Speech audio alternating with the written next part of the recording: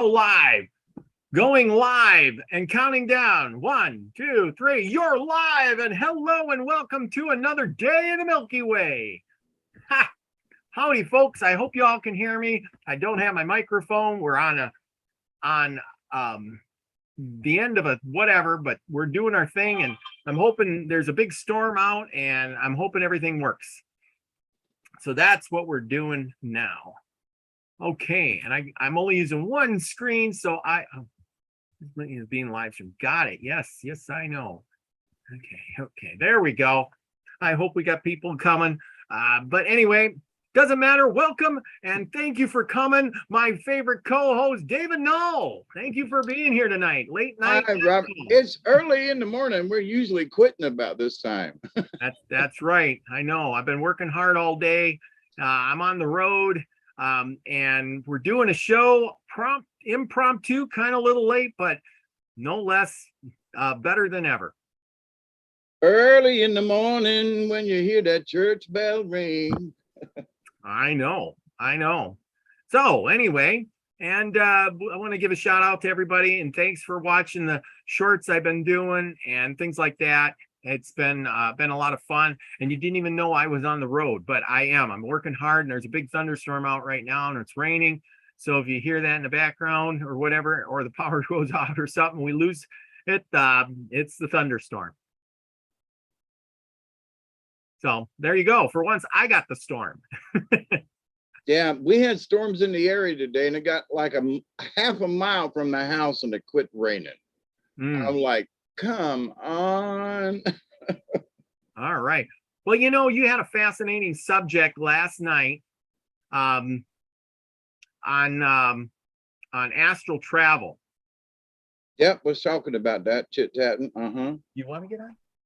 Yeah. You want to be on? Okay. He's going to introduce himself. Here you go. Here's my buddy. He's going to go ahead. Tell him your name. Say hello. My name is Cameron. And this Bob right here, my dad works for him, helping him clean up his property. All right, there you go. So he's my sit beside co-host tonight, seeing how a real show is done. Oh God, teaching him bad habits already. Yeah, I get him started on bad habit. Next, he'll be the next million-person subscriber YouTube channel out there. Yeah, talking a little bit about this and that and nothing else.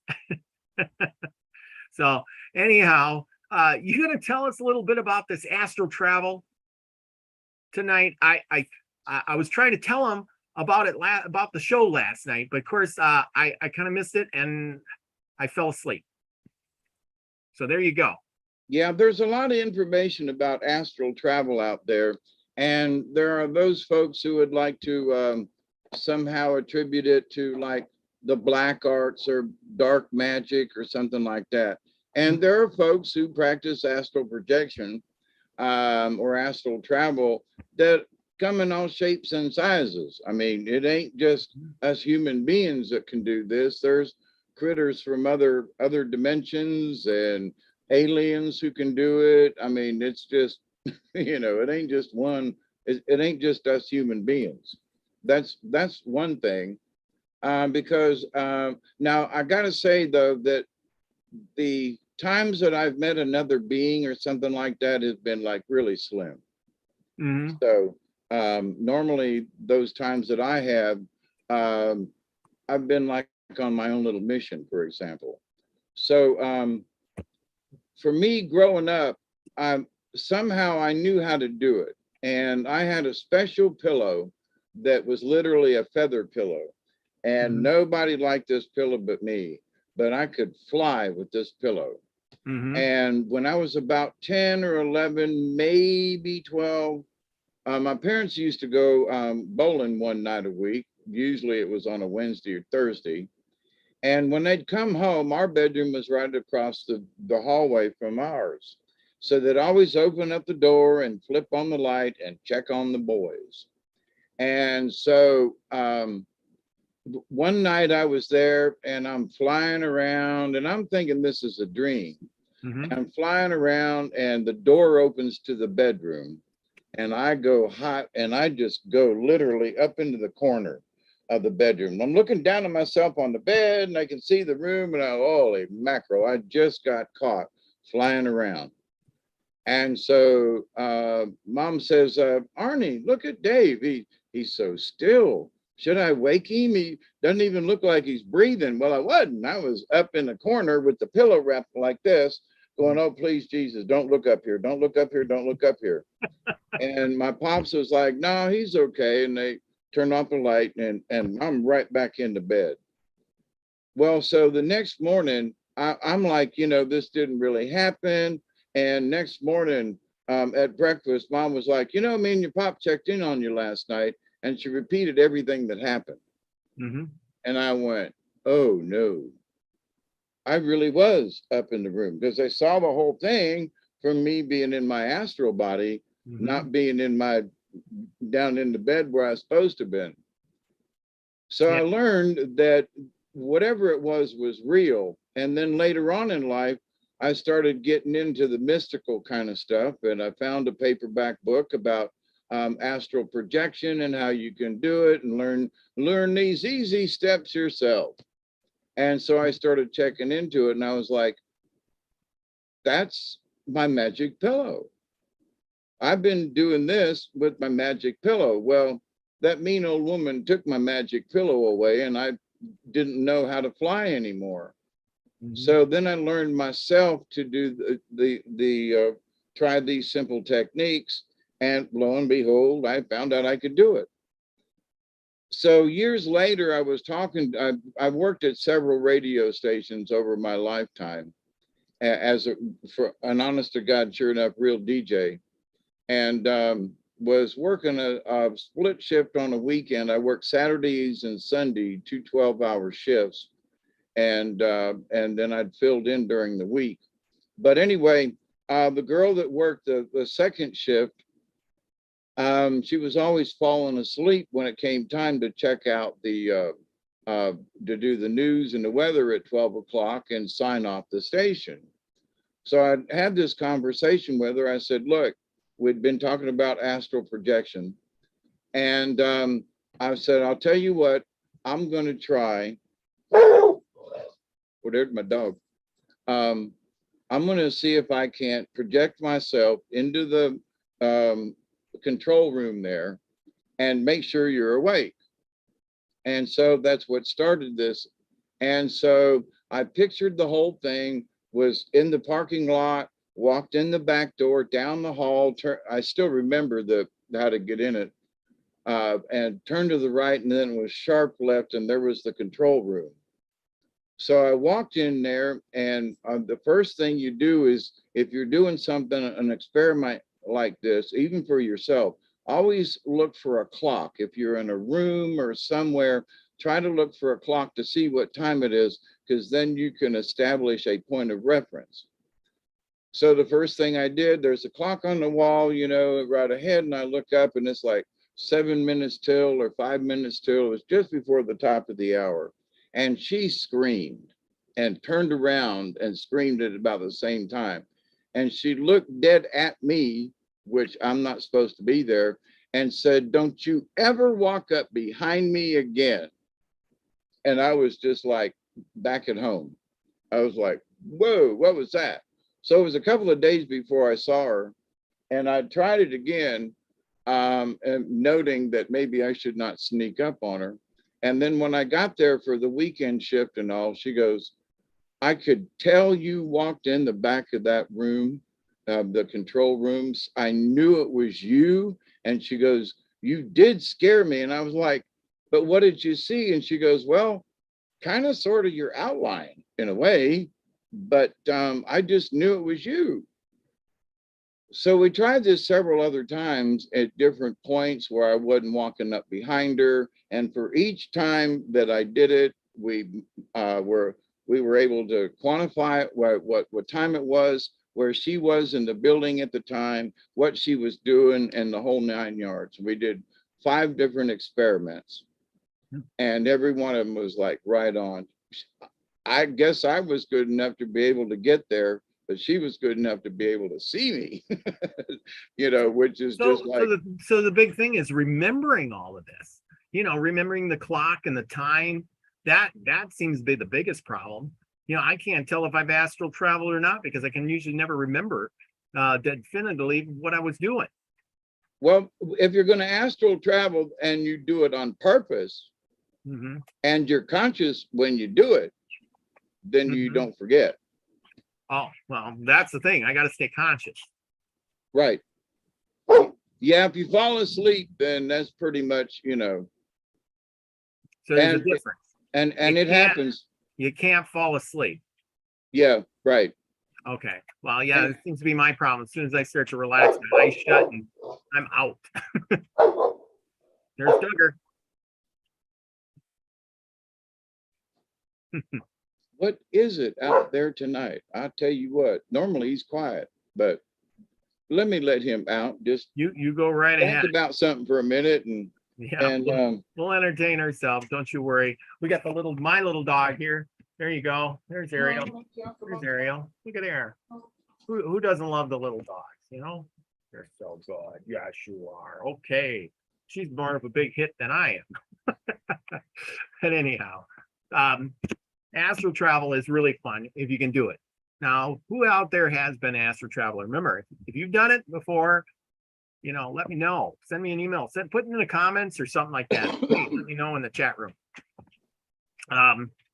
You know, because it's a thing. I want to do it. It's like, you know, heck, it would be fun to get out of the body and float around and go places and see things. And, you know, if you can actually figure out where you're going to go, right? right. And that's one of the things is like, it's one thing to say, okay, I think I'm just going to go floating tonight or whatever, without any kind of intent. But then you're just, for me, it's like, well, and that's interesting, but there's no point of reference. So having a goal in mind, having a set, you know, I'm going to go here. And it's almost like Max Vision does in doing the forward vision or whatever. So you're extending your own energy out yonder somewhere. So, but for me, astral projection worked better. Like when we were doing those experiments of having a place to go. So there have been times when I have checked on other people and I will just get into that meditative state and go check them out, you know. So there are several things about the astral projection, and that it's scary because your consciousness leaves your body, and you have to be comfortable enough with yourself to allow that to happen. So you learn in breathing exercises to slow your body down and to get you nice and relaxed and everything. But Brian and I talked about this before he passed away years ago. It was like he's like, I just get to the point where I can feel myself lifting out and I catch my breath and boom, right back in you go. And that is so true. You can do that by using breathing technique. Well, you slow your body down just so that you're calm.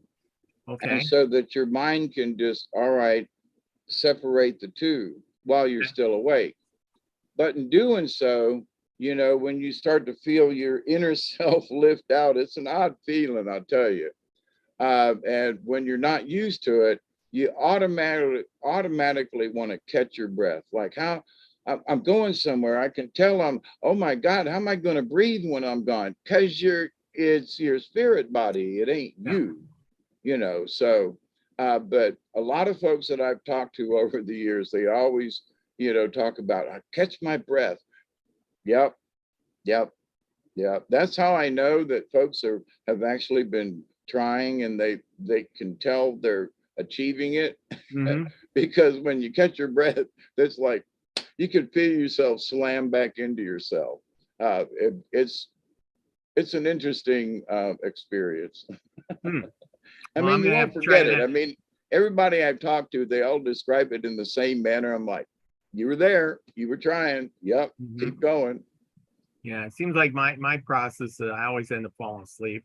I always try to imagine myself getting thrown out of my body. Like, I'm in a car and I've heard this a few times, like, and then you get thrown out of the car.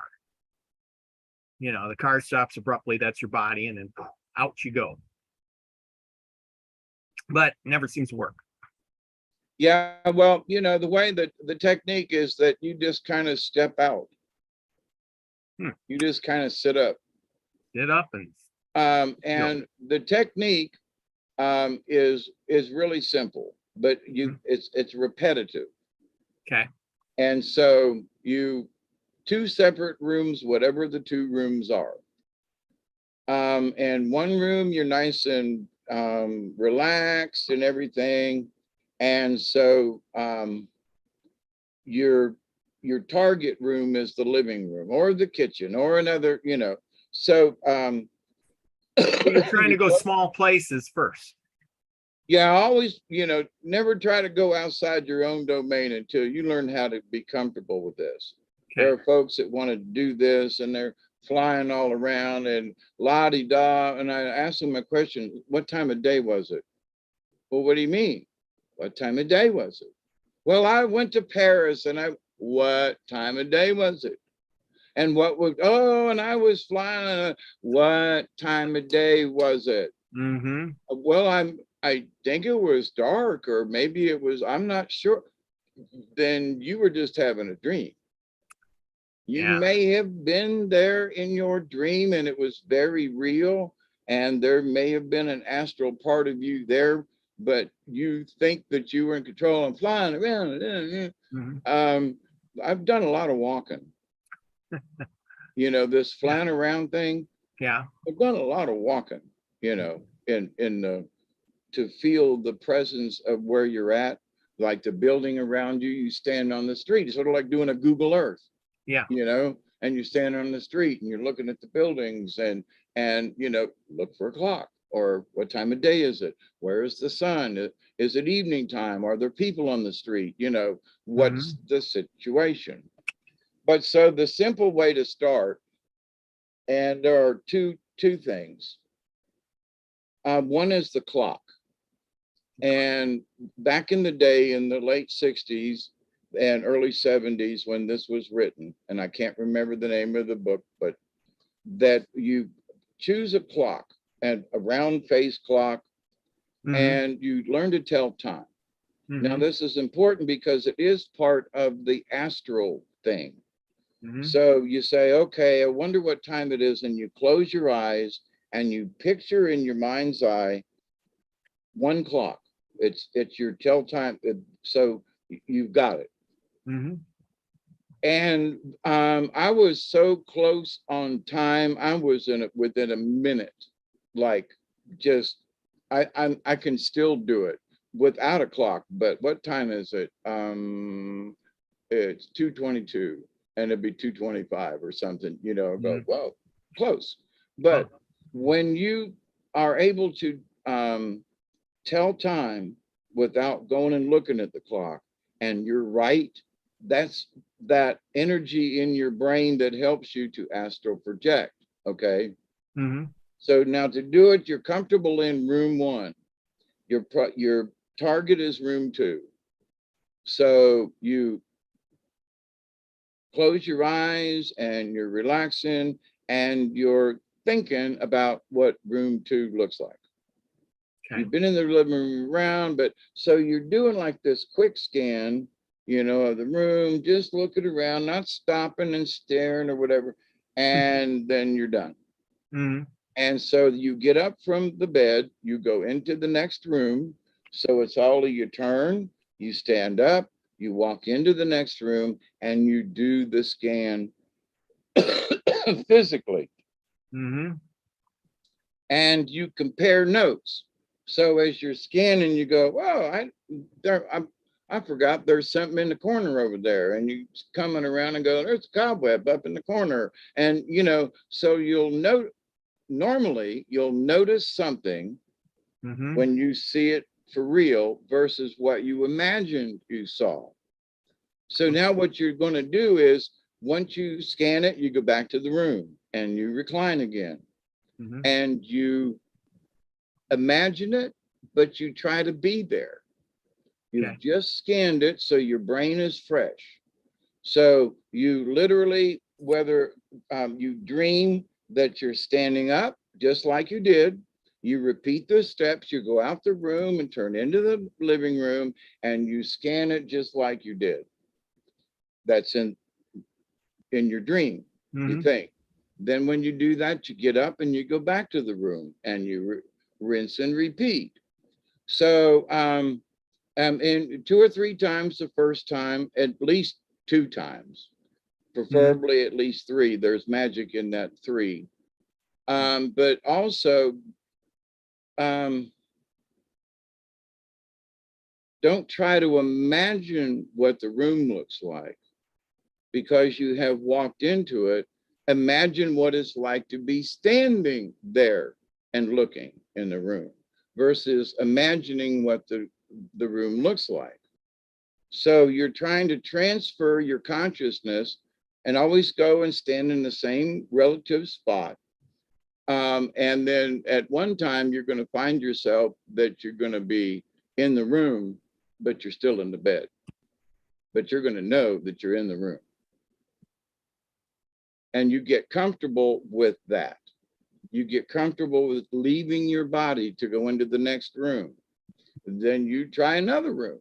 And then you try out in the front porch. You go out to the shed, and then, but when you've been able to practice leaving yourself without hesitating, like breathing or whatever it is. And so by repeating these simple techniques over and over again, it's really good practice. Mhm. And you won't even tell that you're not breathing or that you're having to relax. You do your relaxation and everything, but as you repeat the process, there's going to be a time when your brain says, I'm getting up, but my body's still on the bed or in the chair or whatever. And so that's how I learned to control it better as I got older and I lost my magic pillow. Mm. So, young man, did you get figure that out? You're gonna do some astral traveling? Yeah. You got any questions? No. Did you understand what I said? Yeah. Does it make sense? Yeah. It's really not hard, but you got to stick with it. If now there are times when you could lay in bed before you go to sleep and do a dream projection. So whatever it might be. So it's not necessary. It's somewhere. Okay, I want to go to Hawaii. Hawaii. I'm fine today. How are you? I'd love to go there and stand on the beach and see some of them big wave surfers right now that are over in Hawaii and that are just kicking it. So, but so imagine yourself standing on a beach with the surfers. You know, what Mhm. time of day is it? Be careful not to get eaten by a shark or hit by a surfboard. Don't get run over on the beach by the shore patrol. I mean, Mhm. do a little homework if you're going to project yourself somewhere. But there have been events that I've been to that I couldn't get to. And later on, somebody had been at that event, and I'd say, I just imagined that I was there and I felt blah, blah, blah, and this and this. And they go, look at me and go, are you sure you weren't there? Because this happened on the stage and I'm like, and it wasn't televised or nothing, or whatever the incident. So there are ways that you can tell I actually was there Mhm. because someone else verified it because of an event that I remembered, you Mhm. know. Yeah. So watch what's going on around you. Something catch your eye, then maybe you should pay attention to that. Because later on you might talk to someone or whatever, and that tiny little something that you saw will be your holy crap, I was there. Hmm. I didn't imagine it. I didn't just dream it. Oh no, I was there because of that little, Goldie thingy that you clung onto or So, whatever. here's the thing. So, I interviewed other people about astral travel and and stuff too. But it's they always said something about writing things down. Does that help? Did you do that, or do you think that's a good idea? I think it really depends on the person. For me, there were instances that what you saw or experienced, you wanted to write it down. Hmm. I mean, it was almost compelling that you write it down. Other things like the events of going into the radio station and stuff like that, they were just so vivid, I can't forget them. I mean, it just didn't need to write them down. But I'm sure that somewhere there is a notepad where I've written things down on some of the things that I've done before. But I've had a lot of head trauma and have lost a lot of notes and things over the years. So some of my early shaman journeys, I just know that I was in places that was really strange and weird, and I can still kind of get a picture of not the entire experience, but like a snapshot. Like while I was there, I took a picture while I was on vacation, standing by the water fountain at the thingy, so but sometimes I think it's the motivation of the person wanting to do the traveling, because I've gotten to the point where now I know I've done it. I have done it for years. I know if I need to, I can.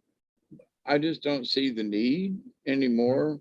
And whatever fun there is in it is like, okay, usually if I go on an astral travel, my spirit guides want to show me something.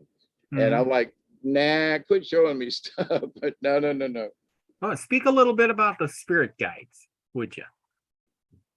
How so, Robert? Well, like, um, they're guiding. You're talking about the spirit guides. You meet them over there. Can you, when you're astral traveling, you see them? No, they're No. just kind of there. When you see me looking up, they're Yeah. kind of just up there somewhere, Yeah. just up there. And they're speaking to you, or they're guiding It's you, more of or it's more like an impression. okay. Sometimes they'll just literally scream at me. Oh, okay. I mean, like, don't do that. Like, what? Uh, you know, I've been at this for a good long time now. And for some of your audience or not, I'll be 70 next month in September. And when I look back over my career of craziness, I think to myself, I've been doing some of this stuff literally for 50 years. I Hmm. mean, how did I end up the elder? I mean, I've literally been doing some of this stuff for 50 years. In a lot of ways that I guess it should make me the know-it-all or whatever, he's done it before. Talk to him, he knows how to change a tire, Yeah, yeah. That's it. Well, now, and here's another one about the spirit guides.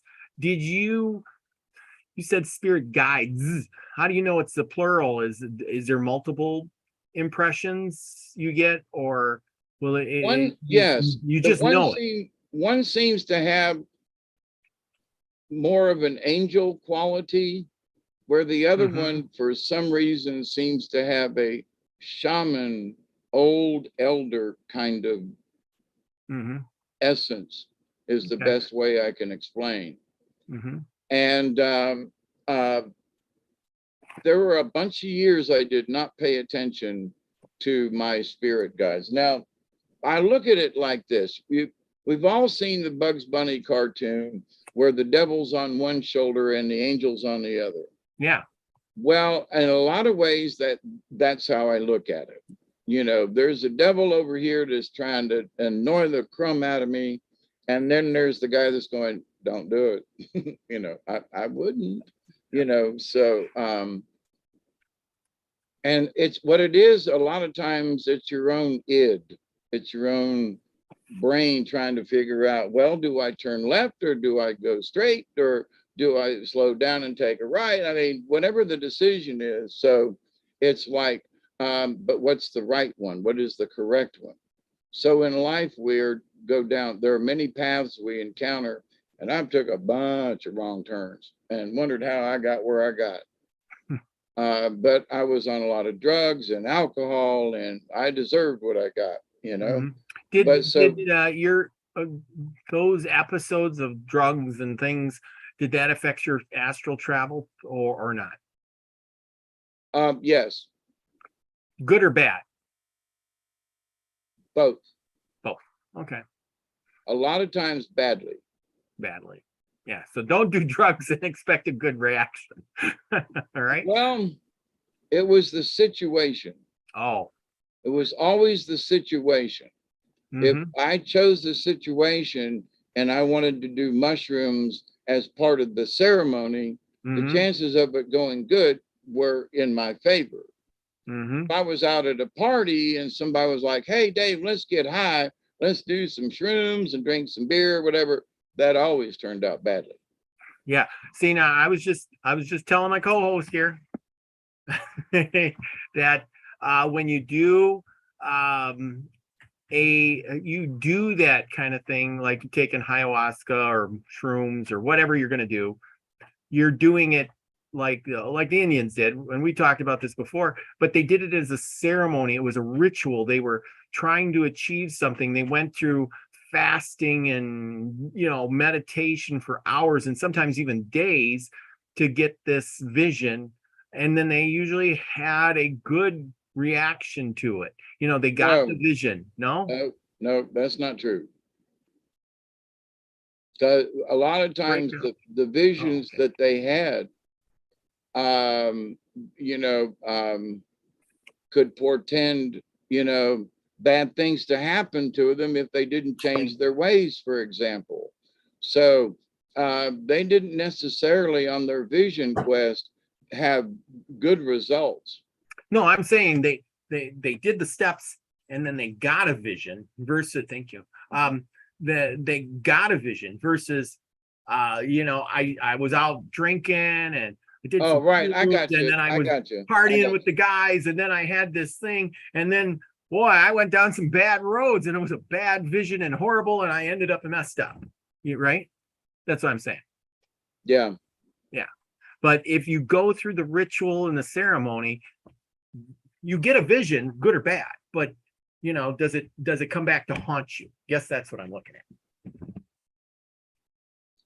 It depends on that vision. I mean, there is one that um, I I still can't quite shake. It's Mm-hmm. not a bad one, Mm. but it was of a shaman, a medicine man who walked the prairies. He was a grass shaman, and that the grass literally he could walk across the grass and never touch the earth, and that he was so sacred as a child that out in the prairie when the grass is moving and it looks like the ocean, Mm-hmm. that it would literally hold this child and just kind of wash him and just carry him around and protect him. Mm-hmm. And so I've had this vision of this him coming to me and like, hey, you need to be strong and being a shaman. You can't be a wussy here, dude. You got to grab a hold of your staff here and plant it in the ground, and you have to make a stand, Hawkeye. And you can't be piddly mouth about this. Either do it or shut up. Mm-hmm. So he was the one that the vision of him on the grass, and it's still really very, very vivid, That very vivid. And it was that one happened most 30 years ago. was that one of your most profound visions, or what was one of the better visions that you came across, or experiences, put it that way? What was your worst? Give us a worst and your best. Oh, wow. I asked the hard questions, man. On the spur of the moment. Oh, Oh, yeah. wow. Because for some of these visions that I've had or experiences, they were meant for that time. You know, they were specific, you know, Mhm. although long-term, long-lasting. Um,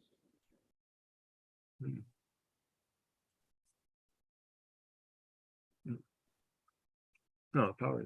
One of the worst Goodness. that in my recent recall was about 3 years ago now. Mm-hmm. I was having a waking deal and I was on Google Earth and they wouldn't let me put it away. And while I'm looking at this volcano down there, it erupted that morning and killed a bunch of people. And I could hear them screaming. I could hear it still is horrible. And I woke up the next morning and knew. And yep, there was that it exploded and a pyroclastic flow came down. I was looking where there were golf club or golf um, a golf course and the resort and everything. And I'm like, why are you wanting me to look at this area? I mean, it's in Guatemala for crying out loud. And I like to look at Google Earth sometimes in places, but then a couple of hours later, when the thing went off, I was like, oh man, I was right on the scene looking at it in the whole area. And that's the area that had gotten creamed. So I Wow. was like, y'all don't show me stuff like this no more. I don't want it. I don't want it. I'm sorry. Mm-hmm. Y'all take me out there and want to show me something. What was I supposed to do with that information? And well, we wanted to show you that we're still all connected and all this. Yeah, but that was horrible, you know. Mm-hmm. And they're apologizing right now, like we're sorry, but anyway, it was necessary at the time. Now, as far as a profound experience that was both not just astral projection, but it was an experience. I went to Train Mountain in North Georgia, Mm-hmm. and the Appalachian Trail goes over the top of this thing. And I went there for a vision quest. And so I had parked at the bottom of the trail, and sunny day, nice outside, walking up the trail, and I realized I probably had heart condition back then when I did this, by the way, was probably one of the reasons why I thought I was going to die trying to get up this trail. Because it's been that anyway, that's interesting. But so I'm going to go up this trail no matter what. And I mean, I am sweating it. I'm like, think I'm going to die kind of thing. So I'm stopping, I go up a little bit. And it's a really steep mountain. And up the trail I go, switchbacks, and I'm just like, holy crap. It's as far to go down, I'm going up. So I make it to the top finally, and it's open. It's a beautiful day. I can see for miles, you know, Georgia one way, North Carolina in the mountains. It's beautiful up there.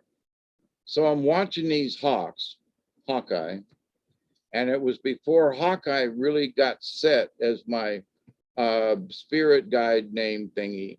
Mm-hmm.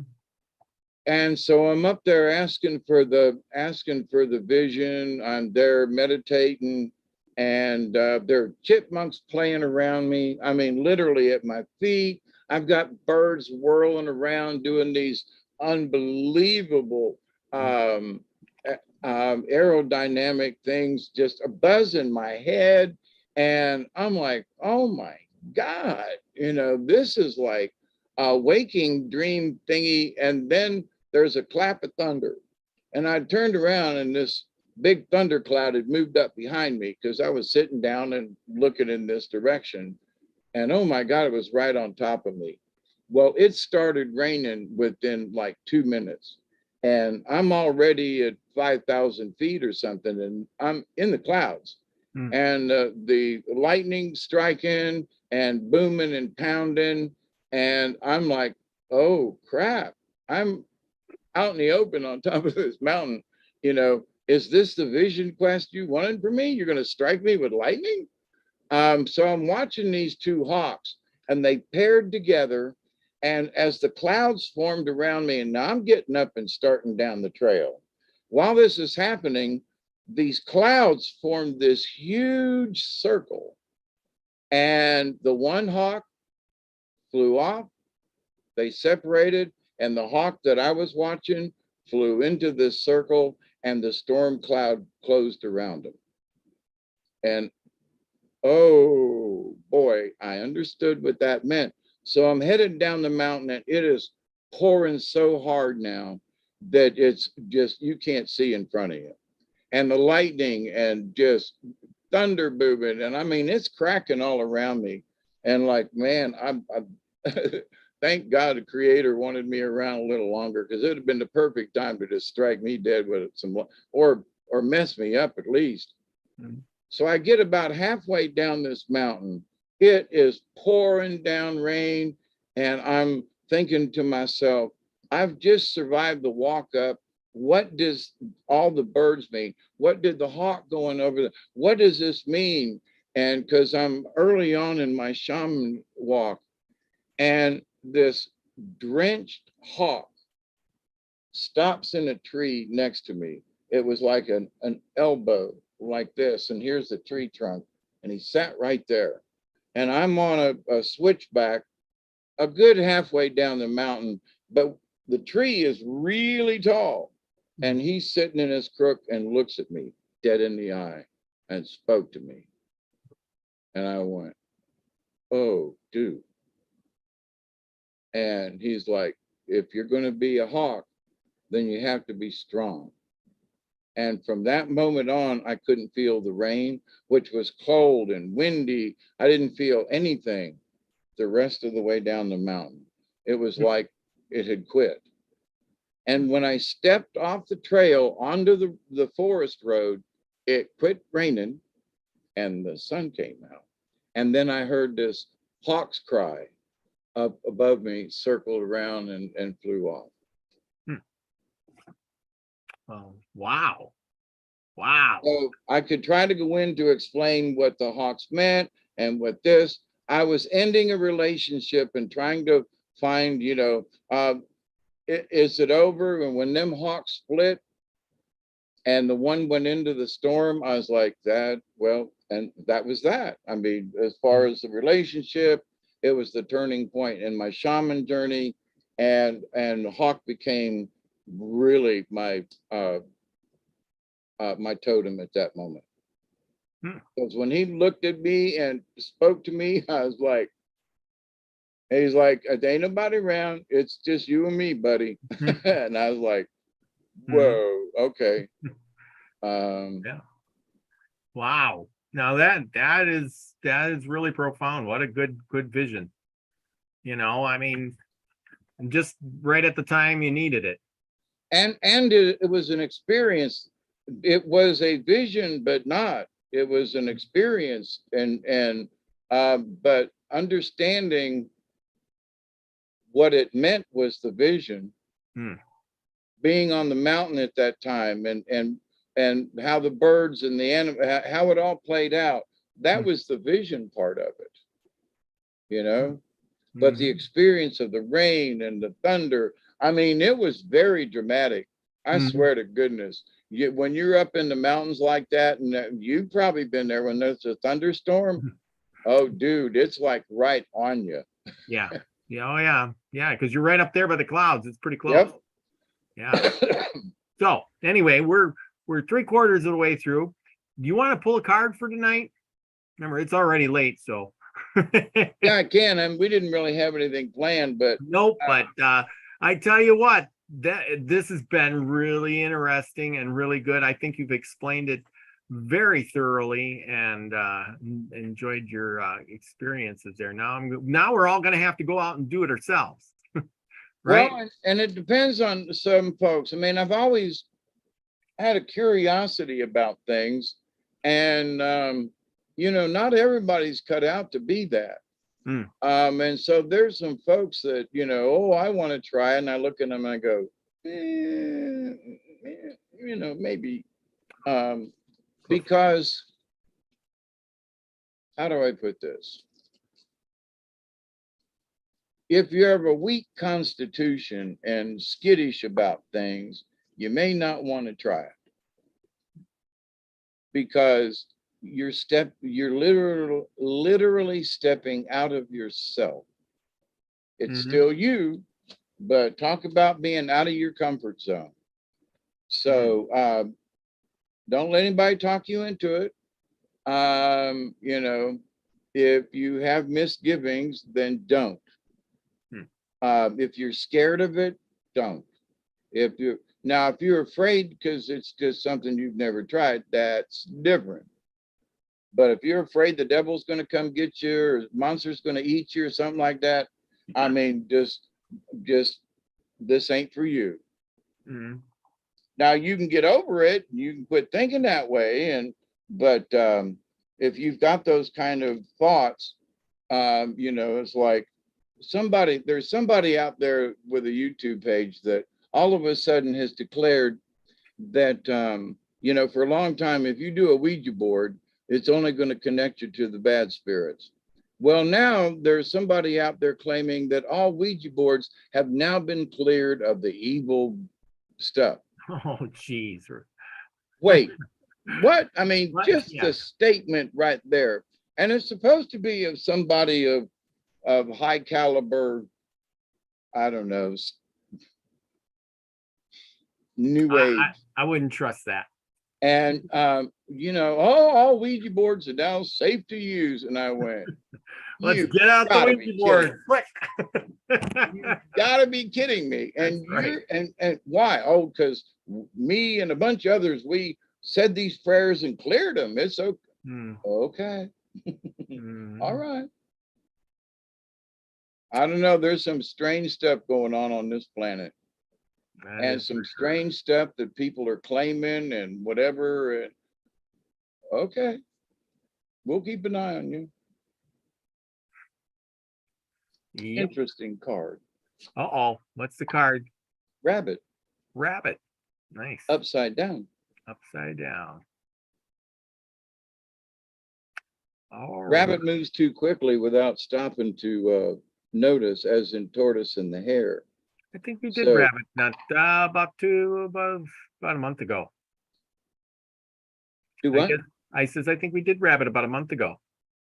Yeah, it's but I been a think while. I don't think it was reversed. Yeah, rabbit's been a while since I've pulled it. He's Mhm. kind of run across my screen, but number 30. Okay, everybody, you got your intentions set. There you go. There's your card. Yeah, and I'm not sure if there's supposed to be another one, but there's rabbit. Oh, guess what? What? I hit it right on the money. Oh, Rabbit is fear. fear. And so what they say about this just now, I said, you know, if you've got any fear in you, you don't want to. Wow, wow. There you go. See, the cards are never wrong. Synchronicity, buddy. You know, couldn't have planned it better or worse. Either way. That's right. So, oh yeah, rabbit. This is where he goes walking with the witch. Scared little rabbit, please drop your fright. Running doesn't stop the pain, nor does it turn the dark to light. So a long time ago, and no one really knows how long back, but Rabbit was a brave and fearless warrior. There are a lot of stories about how Rabbit was so brave. Hmm.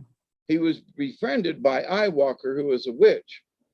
The witch and Rabbit spent a lot of time together, walking and sharing and talking, and the two were very close. And one day, Eyewalker and Rabbit were walking along, and they sat on the trail to rest. And Rabbit said, you know, I'm thirsty. And Eyewalker picked up a leaf and blew on it, and then handed Rabbit a gourd of water. Rabbit drank the water, but didn't say anything. And then Rabbit said, I'm hungry. Eyewalker picked up a stone and blew on it, and it changed into a turnip. She gave the turnip to Rabbit to eat, and Rabbit tasted it and then ate the turnip with relish and a little mustard sauce. But still, Rabbit didn't say anything. The two continued along the trail, which led into the mountains. Near the top, Rabbit tripped and fell and rolled almost to the bottom. Rabbit was in a very sad condition when Eyewalker got to him. She used a magic salve on Rabbit to heal his great pain and mend his broken bones. Rabbit didn't say anything. Several days later, I Walker went searching for her friend. She searched high and low and couldn't find Rabbit. Finally, I Walker gave up. She met Rabbit quite by accident one day, and she said, "Rabbit, why are you hiding and avoiding me?" "Because I am afraid of you," he said. "I'm afraid of magic," he answered. "Leave me alone," he cowered. "I see," said I Walker. "I've used my magical powers on your behalf, and now you turn on me and refuse my friendship." "I want nothing more to do with you or your powers," said Rabbit. Rabbit did not even see the tears his words were bringing to I Walker's eyes. "I hope we never meet again and that I never see you again," Rabbit continued. "Rabbit," I Walker said, "we were once great friends and companions, but no more. It is within my power to destroy you, but because of the past and the medicines we have shared, I will not do this. But from this day forward, I lay a curse on you and your tribe. From now on, you will call your fears, and your fears will come to you. Be on your way, for the sweet medicines that bound us together as friends are broken." Now, Rabbit is the fear caller. He goes out and shouts to the eagle, "Eagle, I am so afraid of you." If Eagle doesn't hear him, Rabbit calls louder, "Eagle, stay away from me." Eagle, now hearing him, swoops down and eats him. Rabbit calls bobcats and wolves and coyotes and even snakes until they come. As the story shows, rabbit medicine people are so afraid of tragedy, illness, disaster, and being taken that they call those very fears to them to teach them lessons. The keynote here is what you resist will persist. What you fear most is what you will become. Here is the lesson. If you pulled Rabbit, stop talking about horrible things and get rid of "what if this should happen" from your vocabulary. Now, contrary, upside down. The paralyzed feeling which Rabbit experiences when being stalked is Rabbit in the contrary position. If you try to resolve a situation in your life and are unable to do so, you may feel frozen in motion. I know there's a lot going on in this universe right now. People are afraid to make a move. This could indicate a time to wait for the forces of the universe to start moving again. It could also indicate the need to stop and take a rest. If you're bouncing around and just not focused on any one thing, you might want to just sit still. It will always indicate a time when you need to reevaluate the process you are undergoing at the moment and to rid yourself of any negative feelings or any barriers or any duress. So if you're having issues or whatever it might be, just stop, just hang on. Simply put, you cannot have your influence felt until you rearrange your way of seeing the present set of circumstances. So if something's scaring you, stop and find out what, and then deal with it or work around it. There is always a way out of any situation because the universal force does move on. It is the way in which you can handle a problem that allows you to succeed. So if you jump at it too quickly, you might make the wrong choice. If you hesitate a moment, you might make the right choice. Take a hint from Rabbit, burrow into a safe space to nurture yourself and release your fears, whatever they may be, until it's time again to move into the pasture and clear the prowlers who want a piece of your juicy energy. How about that one? That was a good one. That was a good one. So, and it really Don't goes hesitate. with the astral Don't be projection feared. thing too, in that, you know, if you're fearful of in any way, it's just going to make you hesitate. And who knows, it might put you literally in a bad place. Mhm. But the biggest thing it will do is it will keep you from having success, simply because if you're afraid of it, then you won't be able to achieve it. Simply put, If you're scared of it, you won't be able to do it. But you know, if and like, you know, jumping off a rope into the water or something, or jumping off a rock into the river or something when we was kids, you know, that first time is like scared a mess out of you. But once you go flowing through the air and hit that water and find out how much fun it is, you ain't afraid no more. You know, so Yep. you do have to take the plunge at some point. Mhm. So try not to call your fears to you. Absolutely. Absolutely. I want to give a big shout out to Travis the Brick, Michelle Can-Am, Free, Cowboy 8-Panel, Jules, and Susie Q, who came in earlier, and Delaney Pearl Jones. Thank you all for coming to our late night show. Let's see. I hope I didn't miss anybody. Oh, Crystal Shaman, who came in here. Oh, yeah. Yeah. So thank you all for coming to our late night show. I really appreciate it. On the road this weekend. And thank you, David Null, for being up late and kicking it with me. And you can change the title of this to be more appropriate. I could. Yeah. Yeah, because right, you know, I didn't know you was going to slam me with this, but it's been basically, you know, about astral projection. So for those folks on the outside out there, change the title when you get a minute to reflect what we've actually talked about. So. Yep. Like I said, it was just kind of a, what am I going to talk about? And then you I talked know. about that last night. So thank you for coming on. You're welcome. Tell everybody, good night. Have a good one. All right. Have a good one. All right. And happy camping, brother. Yeah. Okay, everyone. Remember, go out and be the frequency you want to receive. I love y'all. Peace, everybody. Cheers. There we go. Woohoo.